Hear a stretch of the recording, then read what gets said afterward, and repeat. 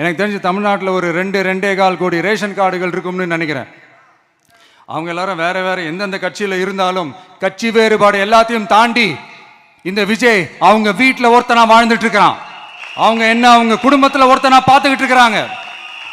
அதனால இந்த கட்சி கிச்சி எல்லாத்தையும் தாண்டி இந்த விஜய் கூட கூட நிக்கணும்னு முடிவு பண்ணிட்டாங்க.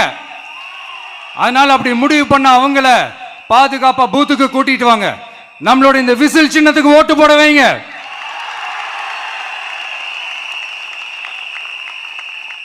ஒன்றியம், நகரம், பேரூர், பகுதி, கிளைன்னு இங்க வந்திருக்கிற நம்மள எல்லார் நிர்வாகிகளும் தான் நம்ம கட்சியினுடைய ஆணி வேர். நீங்க எல்லாரும் சுதந்திரமா செயல்படணும், சுதந்திரமா செயல்பட விடணும்.